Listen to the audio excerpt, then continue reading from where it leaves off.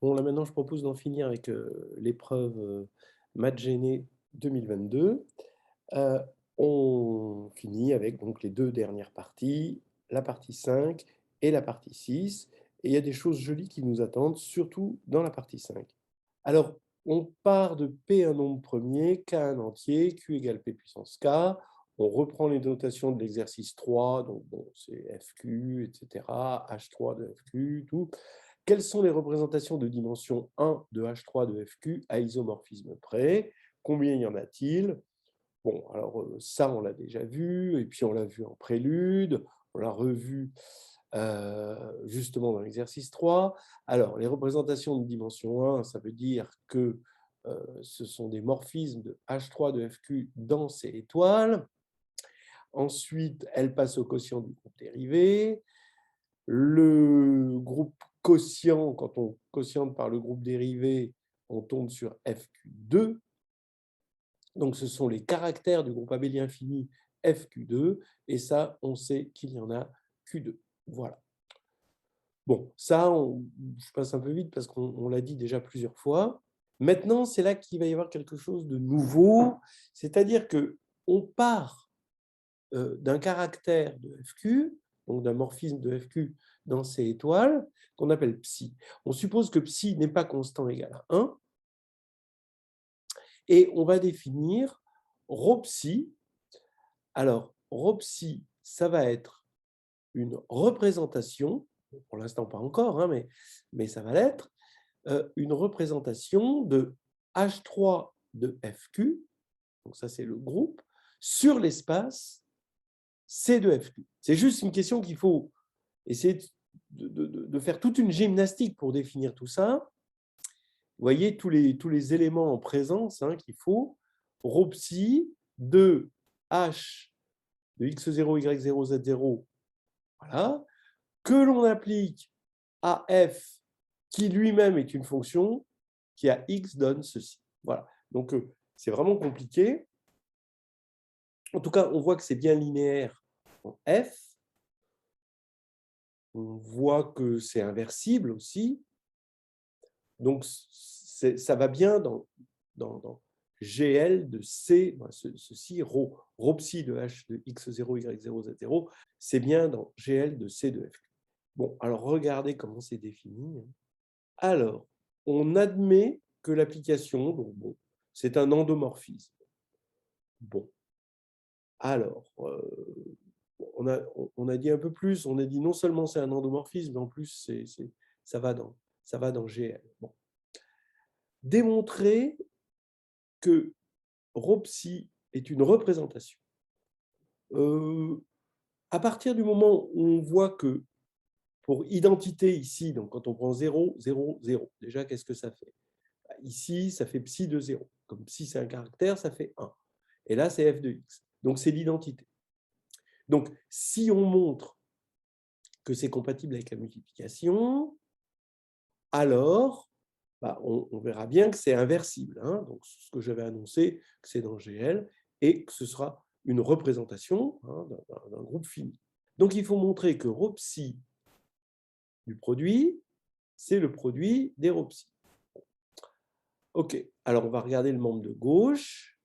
Donc ici, on effectue l'opération. L'opération, c'est ce qu'elle vaut. Ça a été donné gratos. Rho psi de ça, maintenant, de f de x, bon, par définition, hein, vous pouvez vérifier, ça fait ça. Voilà. Maintenant, le membre de droite, bon, c'est un peu plus à tiroir, quoi. Hein. On commence par regarder rho psi de h de x', y', z' en f. Donc là, ça va faire ça, évidemment. Puis, on va appliquer le ρ psi de h de x0, y0, z0 à ceci.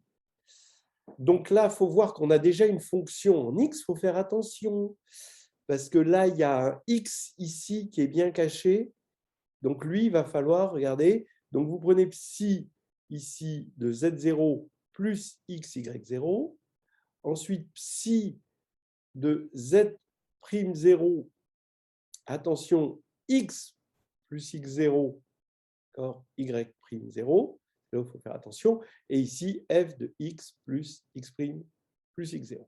Et maintenant, comme psi est un caractère, quand je multiplie les éléments ici, les complexes, eh bien, ça veut dire que j'additionne ici et je vérifie que je tombe sur la même chose. Alors, je fais juste un petit aparté.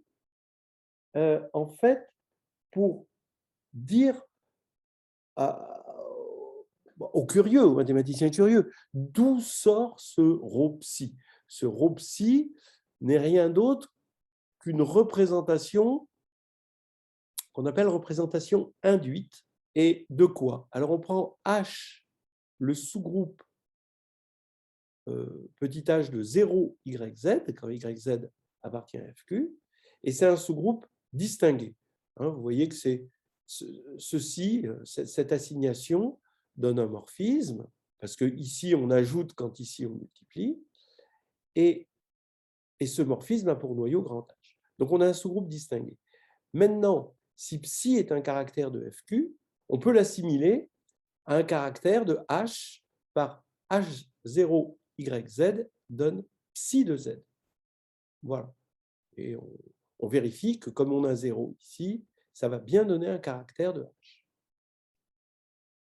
Et maintenant, on induit, alors regardez dans le livre de Serre, regardez dans le livre de Marie-Paul Maliavin, si ça vous intéresse, les représentations induites. C'est une très belle construction de représentation de G à partir de représentations de sous-groupes. Et ici, on trouve que l'induit de psi, donc à partir de psi, on crée une nouvelle représentation qu'on appelle la représentation induite de H vers G et qui va nous donner ça. Alors c'est presque, il faut tordre par un isomorphisme ici pour obtenir la représentation que nous propose l'énoncé. Voilà. Alors ce qui fait que la représentation est particulièrement jolie, parce qu'en général, les représentations induites ne sont pas aussi jolies, c'est que H est un sous-groupe distingué. Et ça, quand le sous-groupe n'est pas distingué, on n'a pas des choses aussi jolies. Voilà. Donc, vous pouvez en profiter, certains d'entre vous, pour aller regarder ce que c'est qu'une représentation induite si vous ne le savez pas, regardez ce qui se passe quand H est distingué et vérifier les calculs que j'ai faits. Ça peut être intéressant, en tout cas instructif. Alors, 31. Démontrer que pour tout x dans fq, 1 sur q somme de y dans fq de psi de xy est égal à delta 0 de x. Alors, on voit que c'est une moyenne, d'accord? Donc, on va certainement utiliser des changements de variables, des choses comme ça. Ça ressemble, pour ceux qui connaissent, à des sommes de Gauss. Alors, delta 0 de x, ça veut dire qu'il vaut 1 si x égale 0, ce qu'on peut vérifier déjà facilement. Parce que si x égale 0, on a psi de 0, ça fait 1, on fait la moyenne de 1 et ça fait 1. Donc là, c'est bon. Par contre, ce qu'il faut montrer, c'est que si x est différent de 0, alors ça fait 0.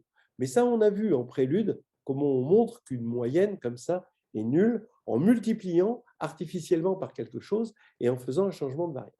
Donc, si x égale 0, voilà, c'est là. Si x est différent de 0, alors comme psi n'est pas trivial, n'est pas égal à 1, il existe un élément sur lequel psi ne vaut pas 1. Quitte à inverser à gauche par x, on peut trouver y0 tel que psi de x, y0 est différent de 1.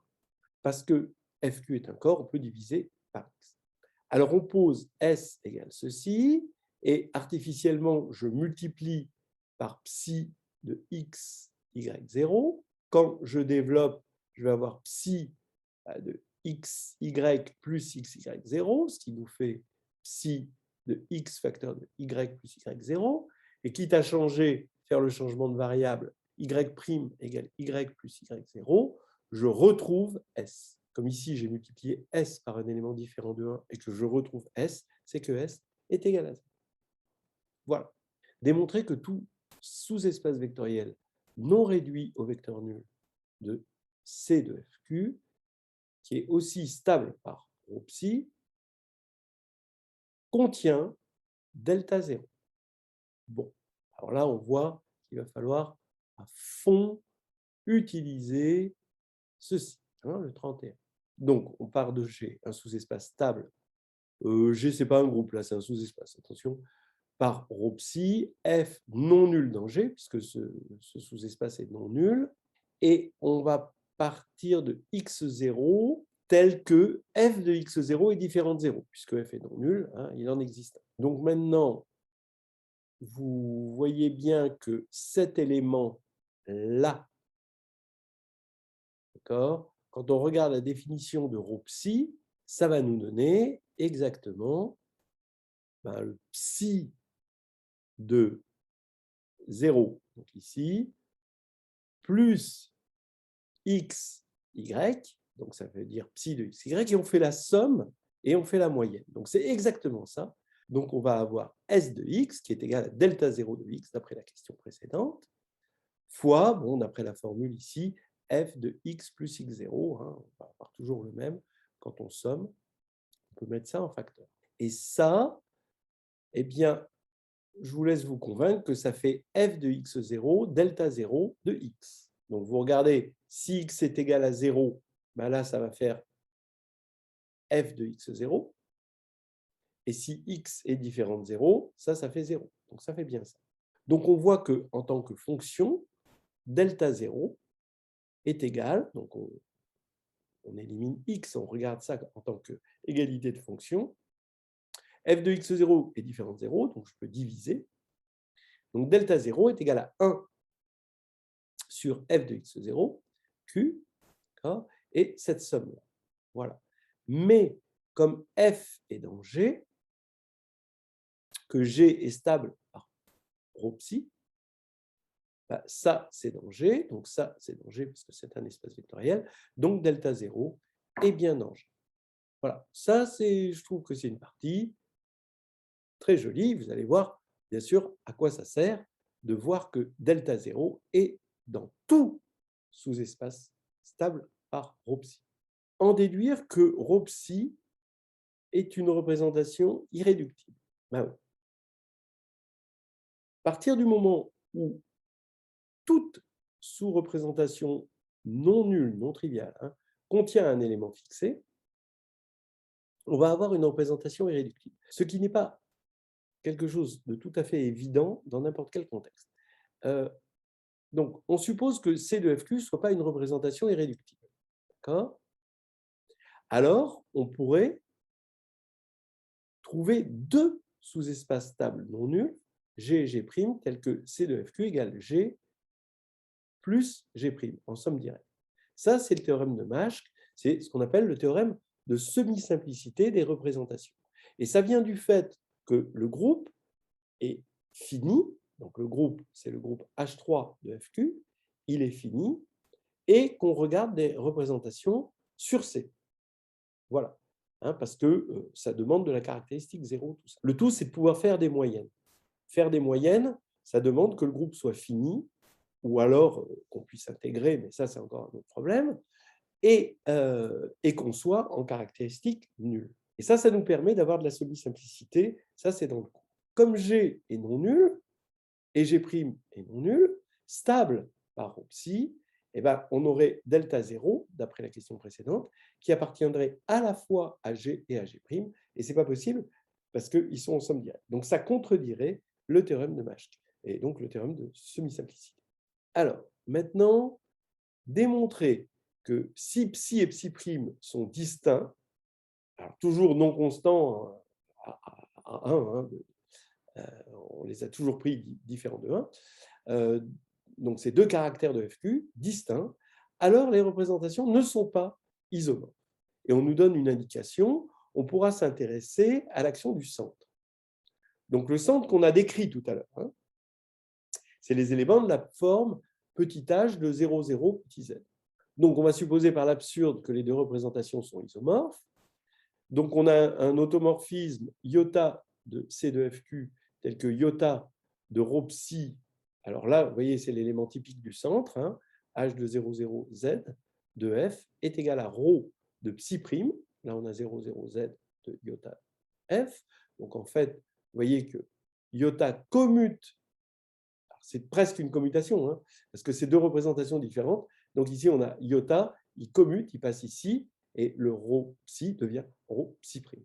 Donc, on peut choisir f non nul et z dans fq. Bon, donc on choisit f non nul de c de fq. Z, ben, il existe puisque psi et psi prime sont différentes. Et donc maintenant, regardez ce qui vient. Iota de psi z de f, parce que ça, c'est psi z fois f. Parce que x0, il n'y a pas de translation, x0 égale 0, y0 égale 0. Donc là, ça fait bien ça. Et donc, ce serait égal ici à psi prime z de iota f. Et on obtient donc, maintenant, comme ça, c'est une constante de z, je peux la sortir, c'est un scalaire, et j'ai ça. Et comme psi de z est différent de psi prime de z, ça veut dire que iota f égale z. Et ce n'est pas possible parce que f était non nul. Et iota, un iso. Bon. Donc, les deux représentations ne sont pas isomorphes. La 35, c'est rien. On nous demande la dimension de l'espace des fonctions de fq dans C. Ben, c'est évidemment q, puisque on a une base par les delta y quand y parcourt fq. Voilà. Et là, une dernière question. En déduire toutes les classes d'isomorphisme de représentation irréductible de H3 de fq. Alors, on fait le bilan. Alors, ce que j'appelle des IREPS, c'est les représentations irréductibles à isomorphisme près. On en a trouvé, alors on regarde celle de degré 1, et on en a trouvé de degré Q, qu'on vient de voir. Celle de degré 1, on a vu qu'il y en avait Q2. D'accord ? Parce que le groupe abélien, l'abélianisé de H3 de FQ, était d'ordre Q2. Et maintenant, on vient de trouver une représentation irréductible, parce qu'on a montré que c'était irréductible, à chaque fois qu'on a un psi différent de 1 qui a un caractère de FQ. Donc, comme il y a Q caractère de FQ, on enlève le caractère trivial, ça en fait Q-1, et elles sont non isomorphes, donc on a Q-1 IREPS non isomorphe de degré Q. Alors maintenant, on a un théorème qui nous dit qu'on a toutes les représentations si la somme des carrés des représentations obtenues, c'est l'ordre du groupe. Bah oui, donc on a Q2 fois 1 au carré, et ensuite on a Q-1 fois Q ici au carré, et quand on fait la somme, ça fait Q au cube, et c'est bien l'ordre de H3 de F. Voilà, donc là c'était joli. Donc ça, c'est une façon d'obtenir, voilà, là on a vraiment fait de la théorie des représentations, sans utiliser la théorie des caractères. Je vous rappelle que cette formule peut utiliser la théorie des caractères, mais c'est une formule générale de la semi-simplicité. Donc globalement, on aura utilisé dans ce problème uniquement la semi-simplicité, mais ça donne une idée de comment on obtient de techniques de théorie des représentations. Donc le degré 1 avec l'abélianisé, et puis d'autres avec ce qu'on appelle les représentations induites. Et on sait que c'est fini, on sait que l'histoire est bouclée à partir du moment où la somme des carrés, ça fait l'ordre du groupe. Voilà. Là, on a vraiment une véritable expérience de théorie des représentations en mode semi-simple. Alors, partie 6. Là, maintenant, on pose G égale H3 de FQ2. Alors, on reprend les notations. Alors, S de X, c'est phi Q, donc c'est X puissance Q, Y puissance Q, Z puissance Q. Donc, il faut montrer que sigma est un élément d'ordre 2. On fait sigma 2, et on va surtout utiliser le fait que S de X, quand on va faire S2 de X, ben ça fait X puissance Q, le tout puissance Q, ça fait X puissance Q2, et X puissance Q2, ça fait X par Lagrange dans le groupe multiplicatif FQ2 étoile. Donc avec ça, bon, c'est direct, je ne le fais pas. Il faut montrer aussi que sigma est dans haute de G. Bon, alors tout ça, voilà, je le laisse, c'est vraiment très très simple, à partir du fait que phi Q est un automorphisme, le reste suit. Justifier que le sous-groupe G+, donc les sigma invariants, hein, est égal à H3 de FQ. Ben oui, évidemment, hein, ça vient du fait que les φQ invariants de FQ2, c'est FQ. Donc on va retrouver FQ, FQ, FQ, ici, si on veut des invariants. Donc on a H3 de FQ. Bon, ça, et ça avait été fait en partie en exercice 3. Hein. Déterminer les représentations de dimension 1 distinguées de G à isomorphisme près. Combien y en a-t-il? Alors, bon, déjà, on regarde les représentations de dimension 1, donc les caractères. Alors voilà, il y a Q4 représentations de degré 1 de G. Alors pourquoi? Parce que G, c'est H3 de FQ2.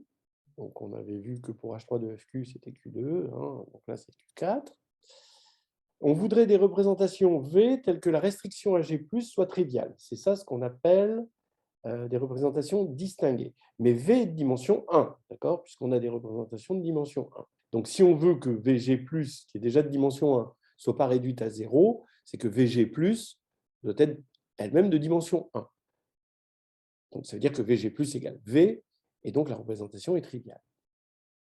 Donc on veut que la restriction, hein, on veut trouver des représentations des caractères de G telles que la restriction à G+, soit triviale. Donc ça veut dire qu'on veut le noyau du morphisme de restriction des caractères de H3 de FQ2 vers les caractères de H3 de FQ.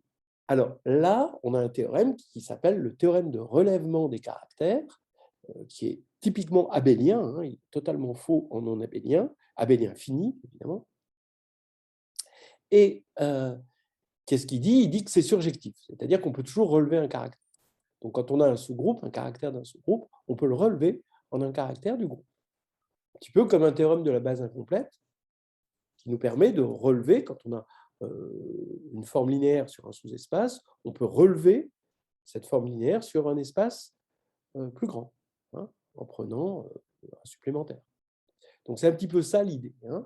En général, d'ailleurs, beaucoup de choses qui sont vraies dans les espaces vectoriels de dimension finie vont être vraies pour les groupes abéliens finis, de type dualité en quelque sorte.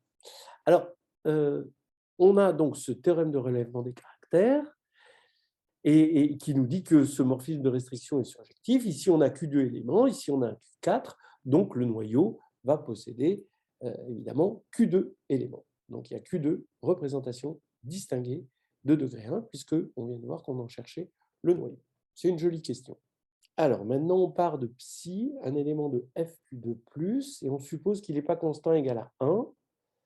Et on va disposer d'une représentation ρ-psi associée à psi, parce que ce n'est pas égal à 1, justement. Donc, c'est la représentation induite dont on parlait tout à l'heure. Démontrer que la représentation ici est distinguée si et seulement si, pour tout x dans FQ, psi de x est égal à 1. Alors, donc, si on suppose un ρ-psi distingué avec psi non trivial, il existe f non nul, qui va être invariant pour tout ρ-psi, puisque voilà, c'est ça la définition de distingué, mais distingué pour le sous-groupe, hein, bien sûr. Hein, et le sous-groupe, c'est le sous-groupe avec x0, y0, z0 dans FQ. Donc maintenant, je vais poser, oui, en particulier, hein, je peux supposer que x0, y0 égale 0. Et donc, le fait que f est invariant par ça, ça va nous donner simplement psi de z0, hein, parce que là, ça va devenir psi de z0 f, hein, quand on va poser ça égale 0 et ça égale 0, égale f. Donc maintenant, ça veut dire que psi, puisqu'on a pu prendre f non nul, ça veut dire que psi de z0 est égal à 1. Pour tout z0, donc psi est trivial sur fq. Réciproquement, si psi est trivial sur fq, on prend une fonction constante et on a une fonction constante non nulle. Hein. Elle va être invariante par h3 de fq. Donc, on voit bien que la représentation obtenue est distincte. Alors, on suppose désormais que la représentation ρ-psi est distinguée. Démontrer que pour tout x de fq2 qui n'est pas dans fq, il existe z0, y0, tel que psi de z0 plus x, y0 est différent de 1. Ça, c'est évident, hein, parce que, en fait, comme x n'est pas dans FQ, 1 et X va former une partie libre de FQ2, famille FQ libre. Mais comme FQ2 dimension 2, ça va être une base de FQ2, et donc tout élément de FQ2 peut s'écrire Z0 plus X, Y0 avec Z0, Y0 dans FQ au carré. Et donc, comme psi est non trivial, il existe un élément de FQ2 tel que psi de cet élément est différent de 0, et cet élément, on peut l'écrire sous cette forme parce que 1x est une base. Voilà. Bon, là, il n'y a pas grand-chose. En déduire que pour cette représentation, on a la dimension de ça est égale à 1. Même si P égale 2, alors c'est sympa de nous rappeler, de nous réveiller, effectivement, on avait supposé à un moment que P était impair, mais là, on n'a pas besoin de le supposer. Alors, les fonctions constantes sur FQ, donc on va prendre des fonctions qui sont constantes sur FQ et qui sont nulles sur FQ2 moins FQ. Voilà, c'est des fonctions sur FQ2, hein, et on veut juste qu'elles valent une constante fixée sur tout FQ et nulle ailleurs. Et là, on affirme que c'est G plus invariant. Hein. Pourquoi? Parce que psi, il va être trivial sur FQ,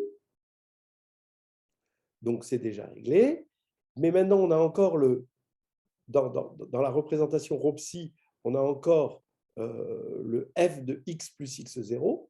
Mais comme x0 est dans FQ, puisqu'on regarde de la G plus invariance, hein, x0 est dans FQ, bah, le FQ est stable par translation par x0, et FQ2 moins FQ est aussi stable par translation par x0, parce que x0 est dans FQ. On vérifie que pour tout x dans FQ2, et pour tout f qui vérifie ça, constante sur FQ et nulle ailleurs, et ben, f de x plus x0 est encore égal à f de x, parce que x0 est dans FQ. Bon. Donc, on a ça. Maintenant, ce que j'affirme, c'est qu'il n'y a que celle-là. Alors, partons de f, g plus invariante. Donc, c'est une fonction sur FQ2, g plus invariante. Alors, avec les notations de la question précédente, on fait agir h de 0, y0, z0. Et il va venir, bon, psi de z0 plus x, y0, f de x, hein, parce que x0 égale 0, est égal à f de x, déjà. D'accord? Donc, puisque f est g plus invariante, on va avoir ça. Alors, bien sûr, hein, avec y0, z0 dans FQ. Or, on a vu qu'il existait z0, y0 ici. Si x est dans FQ, mais pas dans FQ2, bah, il existe y0, z0 tel que ça, c'est différent de 1, ce qui va faire que f sera nul. Et on a vu que f était constante sur FQ, bah, parce que sur FQ, psi est trivial, mais on va avoir f de x plus x0 est égal à f de x, avec pour tout x0 dans FQ, et donc f est forcément constante sur FQ. Hein, donc voilà. OK, donc voilà déjà, il ne reste plus qu'une question. Expliciter une bijection naturelle entre les classes d'isomorphisme de représentation irréductible de G+, et celle des représentations irréductibles distinguées de G. Bon, alors là, on voit que dans un cas particulier, on a un résultat sur un groupe fini qui possède un automorphisme involutif. Et on peut se demander si ce résultat est vrai pour tous les groupes finis, on va dire d'ordre impair, qui possèdent un automorphisme involutif. Et en fait, c'est tout simplement le passage au quotient. Quand on passe au quotient le groupe additif FQ2 par son sous-groupe FQ, eh ben, c'est forcément le sous-groupe FQ ici, parce que FQ2 comme additif, c'est FQ au carré.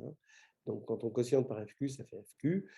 Et donc, maintenant, bah, ça veut dire qu'on a un isomorphisme naturel. Alors, ce que j'appelle FQ orthogonal, ce sont les caractères de FQ2 qui sont triviaux, on va dire, sur FQ, donc ils valent 1, sur FQ, sur le sous-groupe FQ de attention, en tant que corps, il n'y a qu'un seul FQ hein, dans FQ2. Et maintenant, FQ orthogonal va être isomorphe naturellement à FQ chapeau.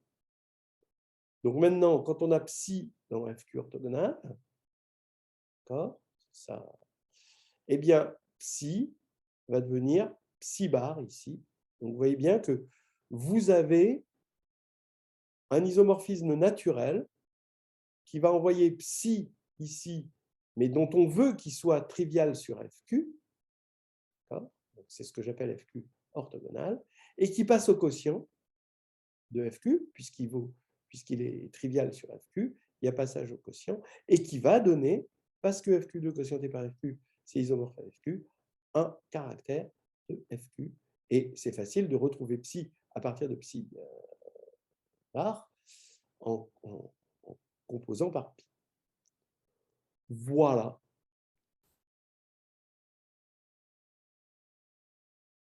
Donc, on a terminé le problème. C'est un problème donc, qui utilise très peu de théorie. Donc, vous voyez, il a quand même, il faut reconnaître, une énorme rentabilité par rapport à ce qu'on utilise. Bon, il y a eu beaucoup de formalisme, beaucoup de formules où il fallait démontrer que ceci commutait avec cela, que c'était des petits calculs et finalement assez peu de vrais raisonnements. Ça, c'est peut-être que ce que je regrette, mais il faut quand même reconnaître qu'il y a une énorme rentabilité. Hein. Avec peu de moyens, on a obtenu des résultats assez profonds, assez intéressants, qui donnent envie d'aller plus loin. Alors, je vous laisse imaginer, avec une rentabilité égale, ce que ça donnerait si on ajoute la théorie des caractères. Et ça, je vous conseille pour cela de regarder le livre de Serre, hein, sur l'introduction de la théorie de la représentation, qui est extraordinaire, ne serait-ce que les 3 premiers chapitres, et évidemment son avatar assumé, c'est-à-dire les 2 chapitres 13 et 14 de Nouvelle Histoire hédoniste, de groupe et de géométrie. Voilà.